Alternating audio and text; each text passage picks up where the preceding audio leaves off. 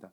자, 오늘 이제 우리 민수기 이야기들을 함께 진행하게 되어지는데, 우리 지난 시간에 이어서 이제 그들이 시내산에서 하나님의 명령을 따라서 드디어 한 걸음 한 걸음 더 나아가게 되어지는데, 여러분 이 레위 자손의 임무 그리고 나시린의 이야기들이 적혀 있어요. 그리고 레위 자손은 누구인가 하면 게르손, 고핫, 무라리라는 사람들이에요. 이 게르손, 고핫, 무라리는 여러분 이스라엘 백성들의 그 가장 중심에는 늘 뭐가 있었다고 말씀드렸습니까? 성막이 있었어요. 그래서 그들이 멈추게 되어질 때에, 정착하게 되어질 때에 늘 성막을 중심으로 동서남북으로 그들은 서게 되어졌죠. 그리고 성막을 둘러싸고 있는 지파가 누구 지파예요? 레위 지파예요.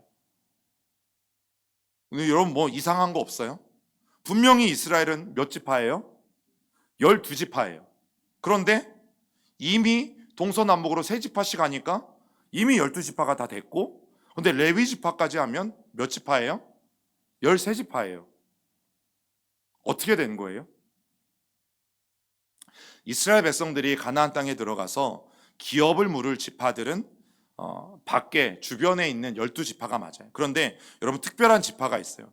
특별히 요셉 지파라는 지파는 없잖아요. 그런데 여러분 왼쪽에 보시면 저 에브라임과 므낫세, 이게 요셉의 두 아들이죠.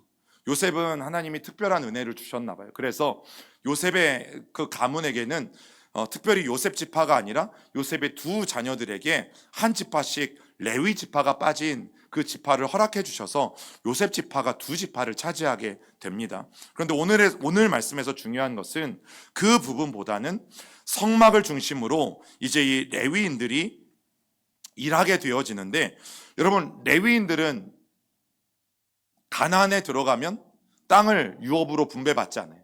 그리고 레위인들은 농사 짓지 않아요. 그리고 목축도 하지 않아요. 철저히 그들은 성막을 섬겼고, 그리고 가나안에 들어가서 그들이 성전을 만들면 뭘 합니까? 성전에서 그들은 일을 하게 되어지죠. 여러분 그것이 레위인들에게 하나님께서 주신 의무. 여러분 대한민국의 남자는 군대를 꼭 가야 합니까? 안 가야 합니까? 예, 꼭 가야 해요. 마찬가지예요. 레위인들에게는 이거는 의무예요. 레위인들은 무조건 성막에서 봉사해야 합니다. 성막에 관련된 일을 해야 합니다. 성막 안에서 봉사하든 성막의 밖에서 봉사하든. 그래서 게르손 자손은 성막 밖의 휘장들과 부대 시설들을 책임졌고요. 특별히 레위의 자손 중에 고핫 자손은 성소 안에 있는, 이렇게 성소 안에 있는 성물들을 맡아서 늘 관리했고, 그리고 무라리 자손은 성소의 널판이나 성소를 세울 때 기둥이나 이런 부대 시설 같은 것들을 이 무라리 자손들이 감당을 하게 되어져요. 여러분 이것은 레위 자손들이 꼭 해야 되는 하나님이 명령하신 복무였어요. 그 일들이 레위 지파에게 주어집니다. 그리고 이제 민수기 5장에 보면 출발 전에 하나님께서 굉장히 중요한 것 한 가지를 하십니다. 그게 뭐냐면 백성들 안에 부정한 것, 음행한 것들을 정리하게 만드시는 거예요. 여러분 하나님께서 그들에게 하신 일이 바로 그겁니다. 그리고 8장에 가면 레위인들도 정결 예식을 하라고 하나님이 분명히 말씀하세요. 여러분 모든 백성들도 음행이든 부정이든 있는지 없는지 돌아보고 깨끗하게 하시고, 8장에서는 레위인들도 정결케 하시는 모습들을 보게 되어지는데, 여러분 이 5장과 8장에서 우리가 알 수 있는 게 뭐냐면 이제 그들이 새로운 출발을 하는 것이거든요. 그러면 그들에게 정말 중요한 것이 무엇인 거예요? 깨끗함이에요. 거룩함이에요. 정결함이에요. 여러분 우리가 속죄일이라는 절기를 배워올 때 이스라엘 백성들은 신년 1월 1일부터 1월 10일까지 어떤 기간을 갖는다라고 말씀을 드렸어요? 속죄하는 기간을 갖는다라고 말씀드렸어요. 새해를 시작하는데 철저히 하나님 앞에 회개하고 그들이 대속죄일을 마지막으로 하나님 앞에 깨끗하게 나옴으로 그들은 새해를 시작한다. 여러분 이스라엘 백성들도 광야에서 새 출발을 하게 되어지는데 가장 먼저 한 것은 거룩하게 되어지는 일이에요. 하나님의 역사를 기대하려는 사람들은 누구나 거룩해야 해요. 왜냐하면 하나님은 거룩하신 분이고 하나님의 백성들은 거룩한 공동체이기 때문에. 여러분 우리는 이 사실을 잊으면 안 돼요. 그래서 이 12월 기다림의 절기인 대림절을 보내면서 자꾸 내 안에 더러움들, 죄들, 하나님이 싫어하시는 것들 버리는 작업들이 정말 계속해서 일어나야 되는 때가 여러분 이 대림절 절기여야 된다라고 말씀드리고 싶습니다. 여러분, 한 해의 시작전이든 한 주의 시작전이든 하루의 시작전이든 우리가 반드시 새로운 시작 앞에 돌아봐야 될 것이 무엇인가 하면 거룩한 것. 내가 오늘 주님 앞에 거룩함으로 나아가는가. 그래서 여러분, 우리가 오늘도 예배하기 전에 여러분 교회에 와서 기도하셨을 것 아니겠어요? 그 기도 가운데 빠짐없는 기도가 뭐예요? 나의 죄를 돌아보고 오늘 하루를 돌아보고 하나님 앞에 회개하는 기도들 우리가 빠짐없이 하게 되어지죠. 왜냐하면 여러분, 거룩함이 전제되어지지 않으면 결국 새로운 시작을 하는 것 자체가 불가능해요. 새로운 새해가 열린다고 우리에게 아무 일도 일어나지 않아요. 내일 새해가 밝는다고, 새날이 밝는다고 우리에게 아무 일도 일어나지 않아요. 우리가 거룩함으로 준비되어 있지 않으면, 정결하게 준비되어져 있지 않으면 하나님이 새날을 부어주시고 새해를 시작하시려고 하는데 우리는 어떻게 될 수가 없어요? 사용될 수가 없는 거죠. 여러분, 민수기 6장으로 넘어가면 나실인이라는 이름이 등장해요. 나실인은 어떤 사람들인가? 몸을 구별하여서 일정 기간 하나님 앞에 드려진 자로 살겠다라고 서원한 자를 말해요. 대표적인 나실인이 성경에 보면 누가 있어요? 삼손과 같은 사람들이 있죠. 그런데 여러분 보세요. 이 나실인이 되려면 세 가지를 지켜야 됐어요. 자, 첫 번째 읽어봅니다. 포도주나 독주만이 아니라 포도의 모든 소산을 먹지 못했어요. 그리고 두 번째, 머리카락을 자르지 않았죠. 그리고 세 번째, 시체를 가까이 해서는 안 됐어요. 이거는 부모의 시체라도 예외가 없었어요. 그럼 만약에 부모님이 내가 나실인으로 서원한 동안에 돌아가셨어. 그럼 어떤 일이 벌어질까? 죽음에 가까이 할 수 없는 거예요. 여러분, 이 사체는 짐승의 사체도 안 되고 인간의 사체도 안 돼요. 이 세 가지를 하나님 앞에 서원한 동안에는 늘 나실인들은 지켜야만 했어요. 여러분, 그러나 실수로 그의 몸을 더럽히는 일들이 생기게 되어지면 성경에 보면 비둘기 2마리를 가져다가 하나님 앞에 제사를 드리고 속죄의 제물로 드리고 정결케 되어지는 일들을 그들이 하게 되어졌어요. 그리고 양을 들여서 새롭게 구별해야지만 다시금 정결케 되어지는 일들이 일어나는데, 여러분, 우리가 나중에 나눌 기회가 있을 거예요. 삼손 부러워요, 안 부러워요? 별로 안 부러워요. 네. 왜? 손이 3개라서. 왜? 삼손은 자랑할 게 뭡니까? 어마어마한 힘이잖아요. 그죠? 근데 그 삼손을 보세요. 평생 그 힘을 어디다 쓴 줄 아십니까? 들릴라라는 여자 쫓아다니는 데 썼어요. 하나님이 부어주신 은사를 여자 쫓아다니는 데 썼어요. 그는 나실인이었지만 들릴라라는 여인은 이방 여인이었죠. 그것도 이방 여인을 쫓아다니는데 자기의 온 힘을 썼다가 그 힘을 결국에는 하나님으로부터 다시 빼앗기게 되어지는 안타까운 인생을 산 사람이 삼손이에요. 여러분, 사사기는 영웅들의 이야기가 아니라 너무 안타깝게도 하나님을 잊고 살아가는 사람들의 이야기가 사사기예요. 사사기는 그래서 굉장히 암울하죠. 왜냐하면 사사기에 똑같은 평가를 2번 하게 되어지는데 사람들이 모두가 다 자기 옳은 소견대로 행하였다라고 하나님은 사사기의 사람들을 평가해요. 그 말의 의미가 뭐예요?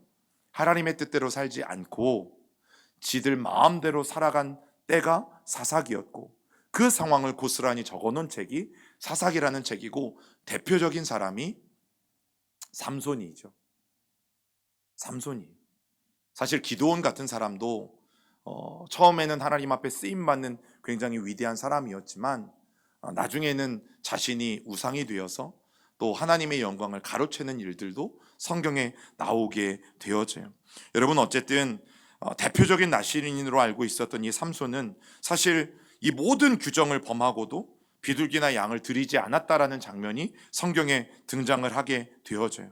그리고 결국 그의 결말은 뭐예요? 머리카락이 잘리고 2눈이 뽑히고 양 대신에 자신의 몸을 하나님 앞에 드리는 지경에 처하게 되어지는 것이죠. 여러분, 오늘날 우리가 나실인의 모습들은 살아가진 않지만, 그러나 우리 그리스도인들이 저는 서운하지 않았으니까 포도주나 독주나 뭐 술 마셔도 되는 것 아니겠어요? 뭐 그거는 여러분들 알아서 하세요. 제가 말씀드렸잖아요. 뭐 술 먹는다고 구원 못 받는 거 아니고 담배 따위가 예수 믿는 것으로서 우리의 구원을 결정하는 건 아니라는 말씀을 저는 분명히 드렸어요. 뭐 그런데 보세요. 이제 제가 그 이제 실제로 그 천주교 사제들은 신부님들은 어떻게 하냐면 이제 이렇게 예배가 다 끝나고 주일날 낮에 따뜻하게 성도들 다 이렇게 이제 밖에 우리처럼 인사할 거 아니에요. 그러면 이렇게 밖에 나가서 성도들하고 같이 이렇게 담배 피면서 인사하고 해요. 예, 저녁에 이렇게 이제 송년회 많이 하잖아요. 그러면 또 뭐 청년들 모임에 이렇게 신부님들 같이 가셔가지고 같이 또 술도 같이 좀 한잔 하시고, 여러분이 저랑 그렇게 하는데 은혜가 된다면 제가 할게요. 그리고 나와서 다음 주 주일날 아침에 제 설교를 제대로 들을 수 있다 라고 한다면 저도 예, 그렇게 가서 할게요. 그런데 우리는 왜 안 하는 것이에요? 이제 그리스도인의 견덕 생활이라고 그러죠. 만약에 그것이 나는 되고 목사님은 안 되지 뭐 이런 거라면 여러분 정말 안 되는 거지. 그거야말로. 만약에 그것이 이제 견덕 생활이라고 해서 바울이 그런 이야기를 했잖아요. 당시에는 이제 시장에 내다 팔리는 음식들이 바알이나 아세라의 신전 그 신에게 제사된 음식들이 시장에 풀려요. 그러면 그것들을 가져다가 사람들이 이제 배추도 사다 먹고 과일도 사다 먹는 거예요. 자, 그러다 보니까 이제 율법주의적인 그리스도인들이 어떤 시비를 걸겠어요? 야, 그거 우상에게 드려졌던 음식인데 그걸 사다가 먹으면 어떡하냐? 그걸 가지고 바울에게 이야기하잖아요. 이거 어떻게 하냐고. 바울이 어떤 이야기를 해주냐면 그 음식은 가짜다. 왜 가짜냐면 하나님만이 진짜 신이고 세상에 어떤 신도 거짓 신인데 거짓 신에게 드려진 음식은 무효이다. 무슨 말인지 아시겠어요? 예, 그거는 거짓 신에게 드려졌기 때문에 그냥 사과일 뿐이지 우상에게 드려진 음식이 아니기 때문에 먹어도 된다. 그러나 당신이 그것을 사서 먹는 것 때문에 옆에 있는 또 다른 그리스도인이나 누군가가 시험에 들거나 실족한다면 먹지 말아야 된다라고 바울이 이야기한 거죠. 담배 피는 거 자유이고 술 마시는 거 자유이지만 그것 때문에 자꾸 누가 시험에 들고 상처받고, 실제로 여러분 이제 제가 여러 교회에서 사역을 하다 보니까 한 번은 저에게 목사님, 저는 앞에서 찬양 인도하는 누구 집사님을 보면 저는 은혜가 안 돼요. 왜냐고 물어봤더니 자기가 어느 날 길을 가다가 그분이 너무 취해가지고 동네에서 다니는 걸 봤다는 거야. 그리고 나서 주일날 아침에 다음날 왔는데 평소에는 그분이 제일 은혜가 됐었는데 자기가 그 사건을 보고 나서는 도무지 이제는 그 집사님의 얼굴을 봐도 은혜가 안 된다는 거예요. 그런 거예요, 여러분.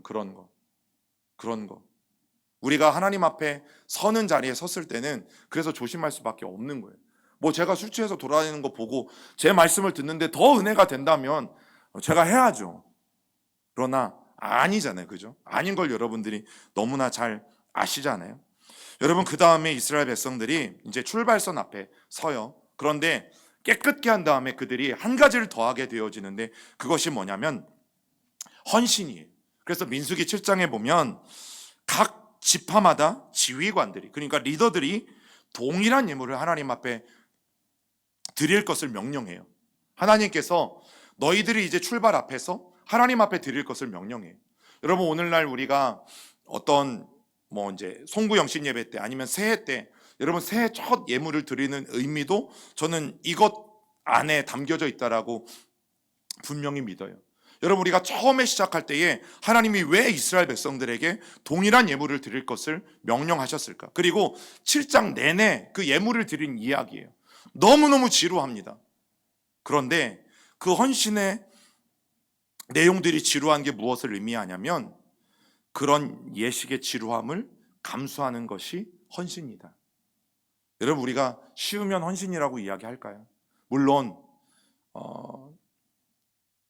뭐 작은 것도 헌신이고 금방 하는 것도 헌신이지만 대부분 여러분들이 하는 헌신들은 쉬운 거 아니잖아요. 여러분들이 시간 내서 교회를 돌보고 청소도 하시고 관리도 하시고, 여러분 이거 쉬운 일 아니잖아요. 여러분, 그런 지루한 일들, 그러나 그 모든 것들을 감수하는 것들이 하나님이 기뻐 받으시는 헌신인 것을 여러분 민수기 7장에서 계속해서 이야기하고 있어요. 그래서 저는 성경이 분명히 헌신을 말할 때, 즉 제가 이렇게 지금 계속 성경을 우리가 수요일에는 창세기부터 계속 읽어내리고 내려가고 있잖아요. 그러면 헌신을 이야기하는 장이 있을 때는 저는 헌신을 이야기할 거예요. 그러나 여러분들에게 헌신을 강요하지는 않을 겁니다. 그러나 성경이 마땅히 오늘 말씀처럼 7장에 헌신을 이야기하고 있으면 그 이야기를 여러분들에게 해야죠. 그러나 그 헌신에 참여하고 참여하지 않는 것은 여러분들의 자유예요. 그래서 헌신은 강요될 수 없습니다. 제가 헌신이든 헌금이든 새가족 교육할 때도 꼭 말씀드려요. 저희 교회는 헌신과 헌금을 강요하지 않습니다. 당신께서, 여러분께서 기쁜 마음이 드시고 자원하시는 마음이 드실 때 그때 하세요. 그래도 늦지 않습니다. 내가 하나님 앞에 감사한 마음이 없고 내가 하나님 앞에 드리고 싶은 마음이 없는데 그것을 계속 강요해서 드리게 되어지는 것, 여러분 그것은 헌신도 아니고 그것은 헌금도 아니에요. 왜냐하면 하나님이 받으실 만한 것이 아니기 때문에. 그러나 헌신을 말해야 될 때 여러분 저는 말할 것이에요. 왜냐하면 그것은 성경이 말하라고 하는 것이기 때문에. 자, 그리고 이어지는 9장에 가보면 이제 이스라엘 백성들이 출애굽한 지 1년이 돼요. 왜요? 그들이 시내 산에서 머무는 시간만 거의 12개월 가까이 되거든요. 그들이 이제 1년이 되고 두 번째 유월절을 맞이해요. 자, 첫 번째 유월절은 언제였어요? 네, 출애굽할 때. 자, 말씀 읽어봅니다. 시작. 이스라엘 자손에게 유월절을 그 정한 기일에 지키게 하라. 그 정한 기일 곧 이달 14째 날 해질 때에 너희는 그것을 지키되 그 모든 율례와 그 모든 규례대로 지킬지니라. 여러분, 하나님이 왜 유월절을 지키게 하셨는가? 유월절을 지킴으로 너희가 구원해냈던 때를 기억하라는 거죠. 이제 1년 됐어요. 두 번째 유월절이니까 너희가 지금 애굽에서 구원받던 그날을 다시금 기억하라고 하나님은 유월절을 명하십니다. 그리고 이제 그 유월절을 명함으로 하나님의 진군 명령이 떨어져요. 자, 읽어봅니다. 시작.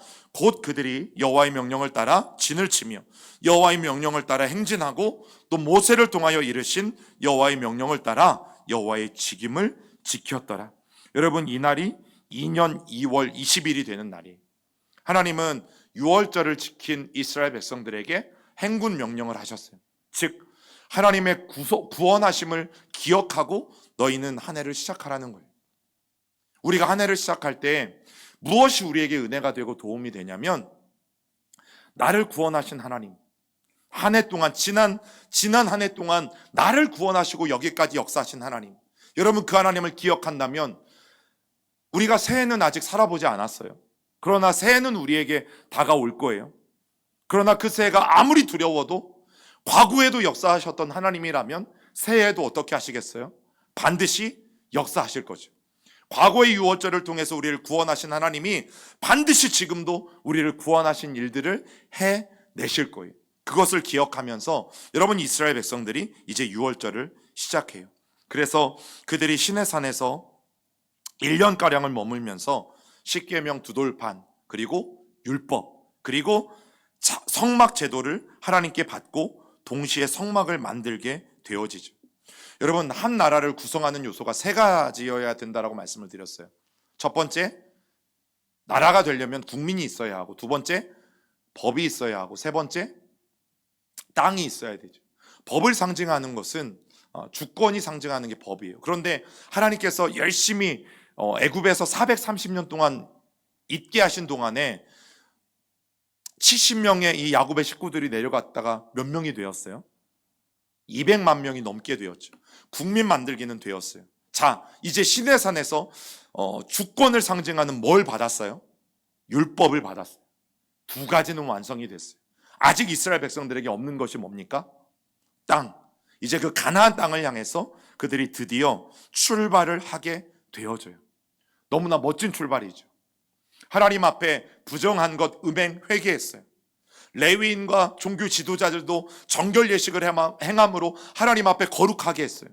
모든 지파들이 하나님 앞에 우리의 모든 이 광야의 여정을 맡깁니다 하면서 동일한 예물을 드리면서 하나님 앞에 출정식을 알렸어요.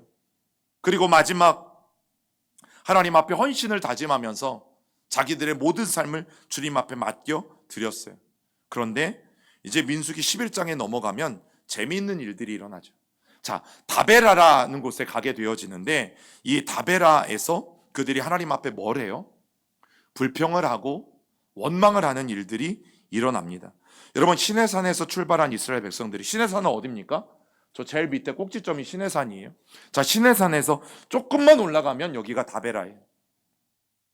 얼마 가지 않았습니다. 얼마 가지 않았어요. 자, 그런데 그곳에서 벌써부터 힘들다라고 하나님 앞에 불평하고 원망하기 시작합니다. 어떻게 불평합니까? 읽어봅니다. 시작. 여호와께서 들으시기에 백성이 악한 말로 원망하며 여호와께서 들으시고 진노하사 여호와의 불을 그들 중에 붙여서 진영 끝을 사르게 하시매 백성이 모세에게 부르짖음으로 모세가 여호와께 기도하니 불이 꺼졌더라. 그곳 이름을 다베라라 불렀으니 이는 여호와의 불이 그들 중에 붙은 까닭이었더라. 여러분, 오늘 이 말씀에서 어떤 하나님을 보십니까? 이스라엘 백성들에게 징계하시는 하나님, 진노하시는 하나님, 불을 내리시는 하나님. 그런데 뭔가 좀 다르지 않아요? 여러분, 시내산 전과 시내산 후가 좀 달라요. 뭐가 달라요? 하나님의 반응이 달라요.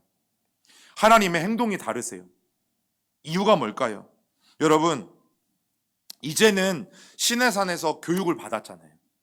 어떻게 하나님을 섬기고 어떻게 예배하고 제사하고 살아가야 되는지 하나님의 말씀을 받았어요. 그러면 그들이 해야 되는 건 뭡니까? 실천이죠.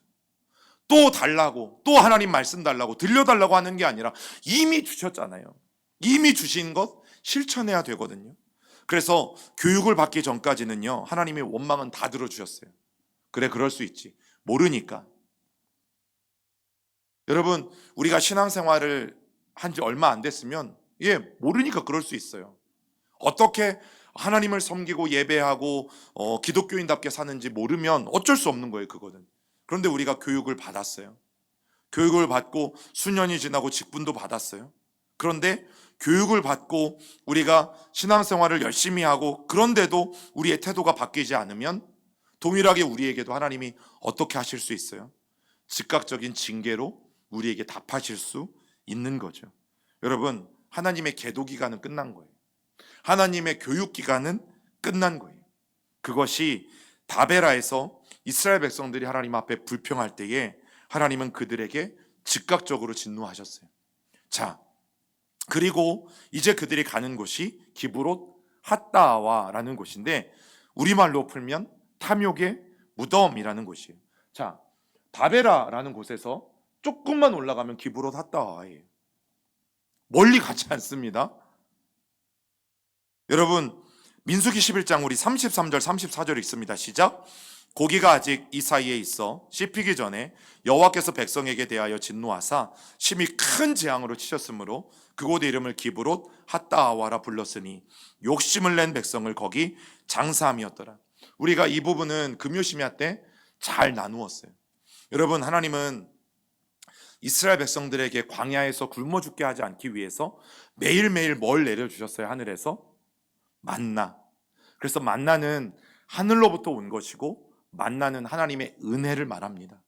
여러분, 그들은 하나님의 전적인 은혜로 광야 40년을 살아요. 그런데 오늘 말하고 있는 이 고기는 어떤 고기예요? 1번 소고기, 2번 돼지고기, 3번 어제 먹은 장조림. 자, 4번 성경에 나오는 뭐예요? 메추라기. 근데 이 메추라기는 어떻게 하나님이 주시는 거예요? 하나님이 알아서 만나처럼 주신 거예요? 아니면 고기가 없다고 떼쓰고 불평하니까 하나님이 주시는 거예요? 떼쓰고 불평해서 주신 거예요.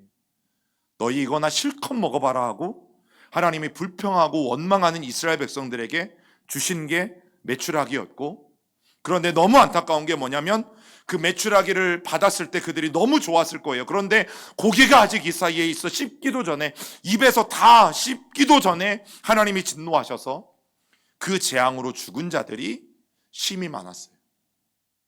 기브롯 핫다와에서. 그래서 그곳을 탐욕의 무덤이라고 불러요. 여러분, 우리가 신앙생활 할 때, 그리고 특별히 광야와 같은 곳을 살 때는요, 황금이 아니라 물을 구해야 돼요. 축복이 아니라 은혜를 구해야 돼요. 은혜는 100% 하늘로부터 와요. 그러나 축복은 땅에서 와요. 은혜는 땅에서 줄 수 없어요. 어떤 누구도, 그리고 여러분 스스로도 은혜라는 것을 여러분들은 얻을 수 없어요. 은혜는 100% 하늘에서 와요. 그래서 예수 그리스도를 통해서 우리를 구원한 것을 우리는 뭐라고 불러요? 은혜라고 불러요. 우리는 스스로를 절대 구원할 수 없어요. 그런데 축복은 하나님이 아니어도 얼마든지 받을 수 있어요. 여러분, 예수 안 믿어도 큰 부자들이 많고, 예수 안 믿어도 우리보다 건강한 사람들이 많고, 예수 안 믿어도 우리보다 잘 나가는 사람들이 많고, 아닌가요? 그걸 우리는 축복이라고 부르죠. 여러분, 얼마든지 인간적인 노력으로도 축복을 얻을 수 있어요. 이미 돌아가시긴 했지만 정주영 같은 분들 얼마나 대단해요. 예수 안 믿어도 얼마든지 부자 될 수 있잖아요. 그러나 축복은 우리를 살릴 수가 없어요. 은혜는 우리를 살리지만 축복은 우리를 살릴 수가 없어요. 은혜는 우리의 생존과 직결되어 있지만 축복은요, 없으면 조금 불편할 뿐이에요. 여러분, 우리는 이걸 구별하셔야 돼요. 그래서 광야에서는 황금이 아니라 물을 구해야 하는 것이고, 축복이 아니라 뭘 구해야 돼요? 은혜를 구해야 돼요.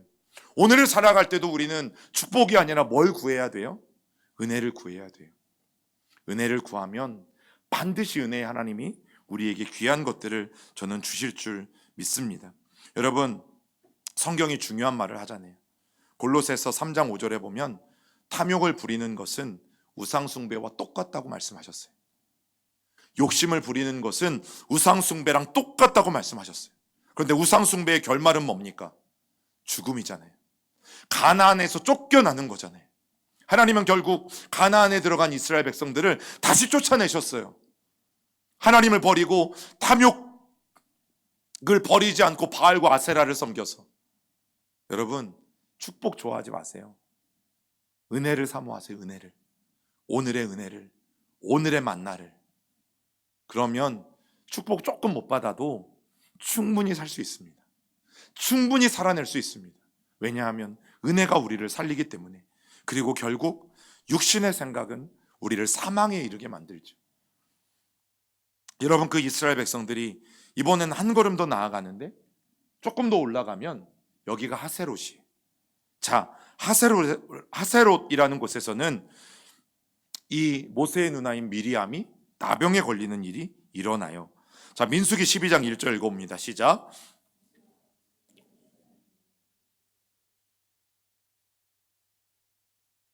자, 모세가 왜 구스 여자를 취하였는지는 성경에는 잘 나오지 않습니다. 그러나 조금 추측해 보면 어쩌면 아내가 도중에 죽어서 돕는 자가 필요했을 수 있고, 또 그 아내를 구할 때, 여러분, 이스라엘 백성들이 출애굽할 때에 이스라엘 히브리 민족만 출애굽한 게 아니잖아요.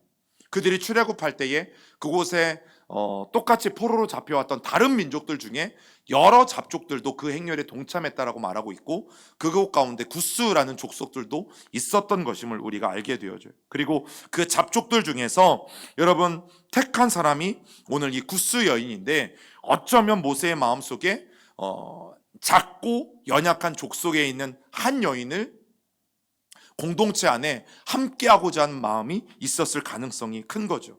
왜냐하면 초대교회 때도 어떤 일들이 있었냐면 7집사를 세울 때 그때 초대교회 안에 갈등들이 있었잖아요. 어떤 갈등들이 있었어요? 유대 교인이었다가 예수를 믿은 이 히브리파 기독교인들이 있었고, 이방인이었다가 예수를 믿은 헬라파 기독교인들이 있었고, 이 두 갈등들이 있었어요. 그런데 초대교회가 그 집사님들을 세울 때 누구를 세운지 아세요? 이 이방인들 중에서 집사님들을 세워요. 이 이방인 기독교인들은 유대파 기독교인들보다 소수였어요. 소외된 그룹이었어요. 그런데 하나님 앞에 기도하면서 그들이 세울 때 이방인 그룹 가운데서 집사를 세우는 일들이 일어나죠. 어쩌면 모세도 그 마음과 똑같을지 몰라요. 그런데 오늘 문제가 뭐냐면 미리암과 아론이 모세를 어떻게 합니까? 비방합니다. 여러분, 모세는 성경에 보니까 온유한 자였다고 나오잖아요. 이제 여기에 또 온유가 나와요. 그러니까 이름을 이렇게 좀 잘 지시면, 자, 온유는 영어로 젠틀이고 또 히브리어로 하면 아니라는 말인데요. 가난이라는 말과도 같아요. 가난. 그리고 온유 또는 가난한 자의 집이 신약에 나오는데 그 이름의 뜻이 뭐냐면 베다니. 여러분 베다니 많이 들어보셨을 거예요. 이 베다니는 성경에 두 군데가 있습니다. 자, 첫 번째는 저기 요단강, 예수님이 세례를 베푸셨던 요단강 그 옆에 베다니가 있고요. 그리고 두 번째 베다니는 나사로의 집이 있는 이 예루살렘 근처에 베다니가 있어요. 그래서 성경에는 베다니가 두 군데가 있는데, 자, 예수님은 이 두 군데를 굉장히 좋아하셨어요. 자, 그런데 중요한 게 뭐냐면 어떤 사람이 온유한 사람인가? 읽어볼까요? 시작. 하나님 앞에서 가난한 자, 겸손한 자, 부드러운 마음을 가진 자가 온유한 사람이다. 가난한 마음, 겸손한 마음, 그리고 부드러운 마음. 그리고 두 번째 읽어봅니다. 그리고 하나님과 교회가 내게 지어준 십자가와 사명을 끝까지 지고 가는 능력. 이 능력을 가진 사람이 온유한 사람이에요. 여러분 모세는 자기에게 주어준 출애굽의 사명을 어떻게 합니까?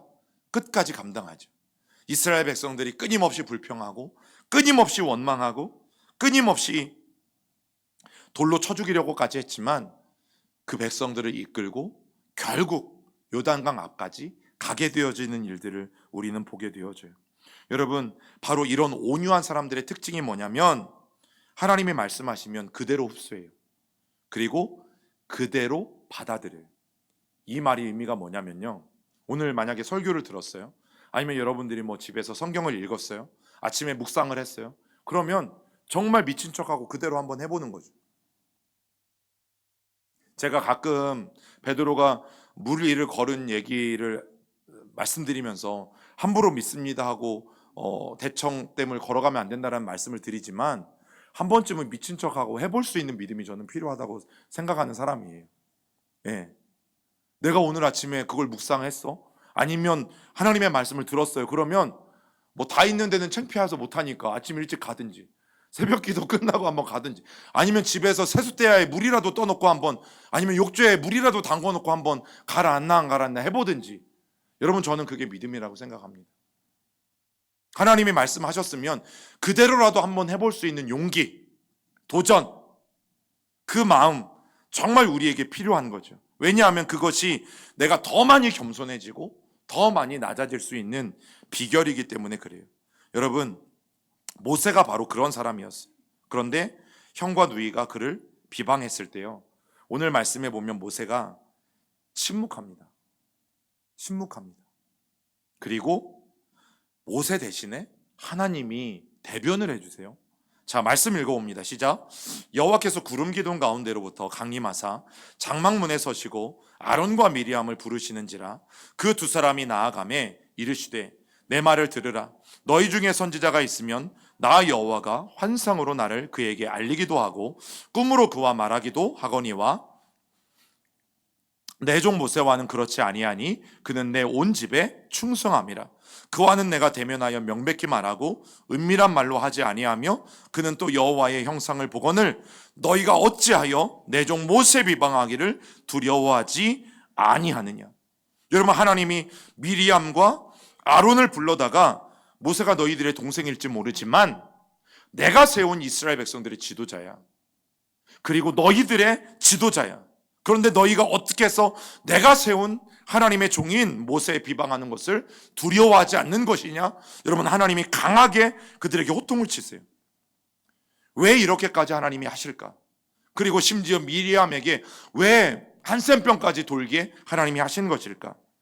여러분 말씀의 권위가 서려면, 그리고 교회가 바르게 서려면 뭐가 중요하냐면 말씀을 전달하는 사람의 권위. 여러분 우리 교회가 어쨌든 32년을 달려왔잖아요. 그러면 30년 동안 원로 목사님이 끊임없이 여러분 설교도 하시고 말씀 훈련도 하시고 제가 그걸 알고 있는데, 여러분 그 권위에 인정하셨기 때문에 여러분 교회가 여기까지 온 거예요. 그거 아세요? 여러분들이 설교자를 어떻게 대하는가, 어떻게 생각하는가, 그만큼 중요한 거예요. 말씀의 권위와 신뢰성을 갖는 것이 너무너무 중요합니다. 여러분 제가 설교자로 오늘 서거나 아니면 교육부서에서 뭐 부장님들이 설교하시든 선생님들이 설교하시든 그 설교자의 권위를 듣는 아이들이나 회중들이 어떻게 바라보고 인정하느냐, 너무너무 중요하다는 거죠. 여러분, 전달하는 사람이 어떤 권위를 갖고 있느냐에 따라서 그 말씀의 전달력 그리고 그 신뢰성이 높아질 수도 있고 낮아질 수도 있어요. 지금 대한민국은 어때요? 대통령의 권위가 떨어졌죠. 떨어졌어요. 그러니까 무슨 말을 해도 백성들이, 국민들이 들어요, 안 들어요? 안 들어요. 교회가 이래버리면 교회는 너무너무 위험해지는 거예요.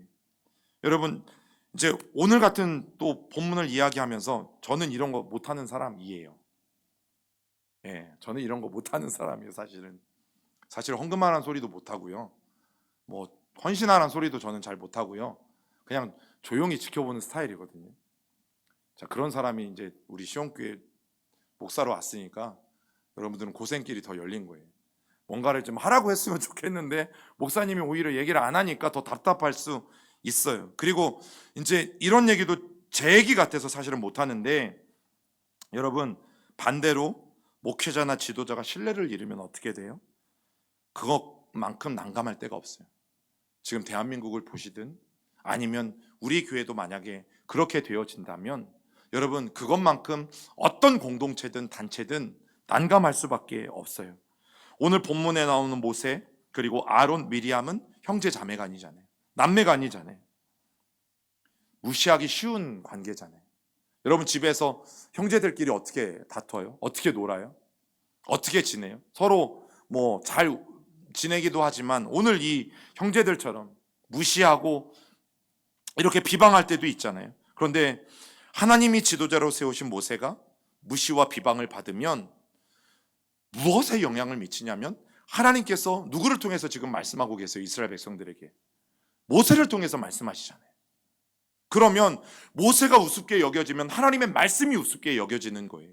하나님이 이게 싫어서, 이게 잘못될까 봐 모세를 비방하는 이 아론과 미리암에 대해서 하나님이 매우 엄중하게 다루시는 겁니다. 여러분, 하나님의 말씀의 권위가 무시되는 건 심각한 문제예요. 저는 괜찮아요. 그런데 제가 선포하는 것이 제 개인적인 말이라면 그냥 가끔 하는 유머나 이런 것들은 웃고 넘기실 수 있죠. 그러나 성경이 말씀하는 하나님의 말씀을 전할 때, 여러분, 성경의 말씀이 무시되면 그것만큼 성도들의 신앙에 해가 되는 것은 없어요. 그래서 우리는 주여 말씀하옵소서, 주의 종이 듣겠나이다, 정말 사무엘처럼 경청하고 두렵고 떨리는 마음으로 하나님 말씀 앞에 서는 일들이 필요하죠. 그래서 하나님이 아무리 가족이어도 용납하지 않으셨어요. 용서하지 않으셨어요. 여러분, 구약의 다윗을 볼까요? 어떤 상황에서도 사울이 다윗에게 어떻게 했습니까? 잘 대해줬어요? 아니면 죽이려고 했어요? 수도 없이 죽이려고 했죠.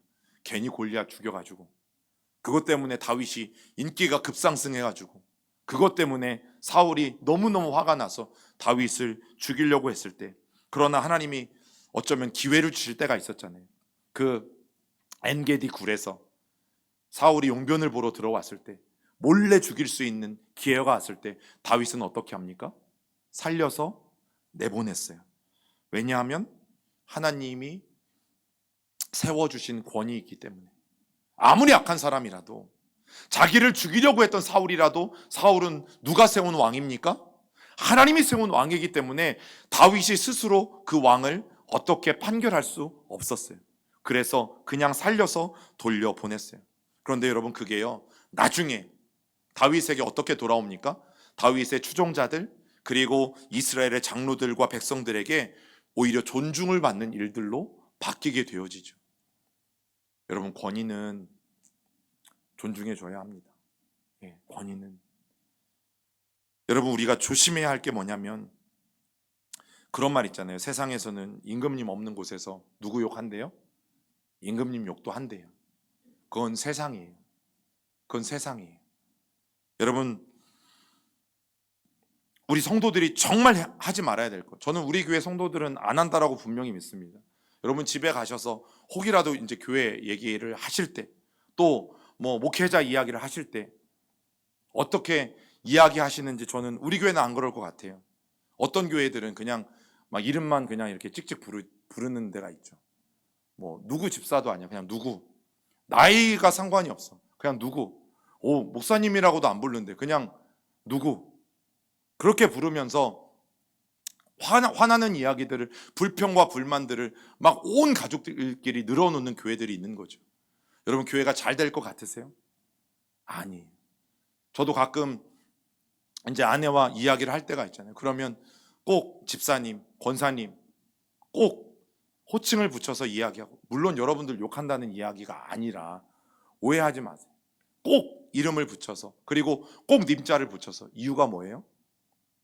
예, 존중해야 돼요. 서로가 서로를. 제가 여러분들을 없는 곳에서도 존중하고, 여러분들도 저를 없는 곳에서 존중하고, 또 성도들끼리 어떻게 해야 됩니까? 예, 없는 곳에서 서로 존중하고, 가정 안에서도 서로 존중하고, 이 일들이 계속되는 교회는 정말 정말 하나님이 기뻐하시고 또 복 주시길 원하는, 여러분, 귀한 교회인 거죠. 여러분, 그 훈련들이 우리 가운데 날마다 날마다 되어져 있어야 돼요. 그러면 그 교회는 삽니다. 그 교회는 건강하게 삽니다. 그래서 고린도후서에 보면요, 사도 바울이 자기가 사도라는 사실을 굉장히 민망할 정도로 강조해요. 저는 못하는 일인데 아무튼 바울은 했어요. 사도의 권위, 왜 그것을 바울은 끊임없이 강조했을까? 왜냐하면 하나님의 사역을 감당하는 그 사도들의 사도권이 만약에 무시당하는 일들이 일어나기 시작하면 어떤 일들이 일어납니까? 모든 말씀이 무시당하는 거죠. 그러면 저는 초대교회의 역사는 없었을 거라고 생각해요.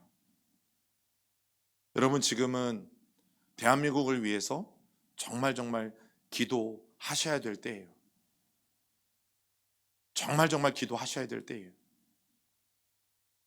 이 나라가 정말 하나님 앞에 바로 세워지도록, 어떤 당의 생각이나 어떤 사람의 생각, 즉 인본주의적으로 세워지는 나라가 아니라 정말 하나님의 가치관과 성경의 은혜로 이 나라의 민족이 바르게 세워지는 나라가 될 수 있도록, 그래서 이 위기들을 하나님이 주신 지혜로 극복해가는 이 기회가 되어질 수 있도록 여러분, 우리가 기도해야 되는 거죠. 하나님을 존중히 여기는 사람들은 옆에 있는 지체들도 존중히 여겨요. 아멘입니까? 하나님을 경외하는 사람들은요, 옆에 있는 지체부터 존중히 여긴다니까요. 나이와 상관없이, 직분과 상관없이 정말 그를 존중하고 사랑하고 존경하는 마음으로 대하는 것이죠. 여러분, 저는 이미 우리 교회가 그렇게 하고 있다라고 분명히 믿고, 또 앞으로도 우리 교회 안에 있는 모든 사람들은 하나님의 은혜가 막히는 것이 아니라 하나님의 은혜가 계속해서 흘러갈 수 있도록, 여러분, 서로가 서로 안에 존중이 여기는 마음들이 넘쳐나는 그런 우리 시온교회가 될 수 있기를 여러분, 주님의 이름으로 간절히 부탁을 드립니다. 우리 같이